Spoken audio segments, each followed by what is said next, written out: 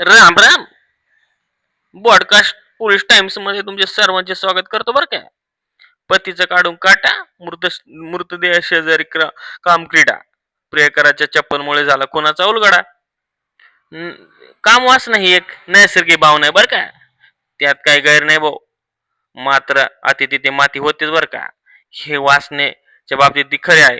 अति कामुकता तन मनासाठी घातक असते. ही कामुकता विकृती बनते तेव्हा जन माणसासाठी धोकादायक ठरते बरं का. कामवासनेने आग घरदाराचा नाश करते आणि अनैतिकतेचे सामाजिक वातावरण दूषित करते बरं का. झालं असं, सोलापूर जिल्ह्यात एक विवाहित होती. चार मुलाची आई. बापरे. असणारी ही विवाहित 35 पार पोचली होती बाई. तिच्या संपर्कात एक 22 वर्षात तरुण आला भाऊ. तो अगदी नवतरुण होता, पण त्या भरलेल्या बाईवर बाळला. तिलाही तो नवतरुण आवडला. दोघांनी लोकलाज विसरून एकमेकाच्या मिठी मारली ना भाऊ. दोघं तिला अनैतिक संबंध चर्चा गावात होऊ लागली. हे पाहून तिच्या नवऱ्याच्या तळपायाची आग मस्तकात गेली. त्याने तिला समजून सांगितले, बाई असं करू नको, पण तिच्यात काही सुधारणा झाली नाही. तिला प्रियकरच हवा होता. ती चोरून त्याला भेटतच होती. एक दिवस दोघे द्राक्षाच्या बागेत प्रणय करताना सापडले आणि तिच्या नवऱ्याने दोघांवरही कुऱ्हाडीने घाव केला. अनैतिक संबंधाच्या लालसेने तिचा जीव गेला बघा.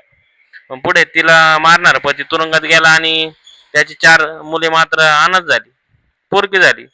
दुसरीकडे वासनाच्या जाळ्यात अडकून एक नवतरुणाचा बळी गेला. त्याच्या आई वडिलांचा आदरच हरवला.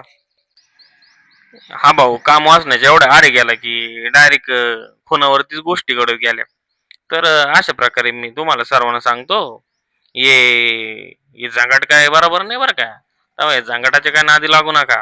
हा, नाही तर आजकाल तर सगळ्या सुविधा झाल्या आहे आणि गडी काय दम मारायच्या मनस्थितीत दमच काढते नाही बरं का. हे सगळ्या गोष्टी समजून घ्या आणि आपल्या या पॉडकास्ट पोलीस टाइम्स या यूट्यूब चॅनलला सबस्क्राईब करून टाका. म्हणजे कसं आहे, तुम्हाला पण रोज रोज चांगल्या ताज्या ताज्या घटना घडलेल्या याच्यात समजून जातील. आता या ठिकाणी इथे थांबू. धन्यवाद.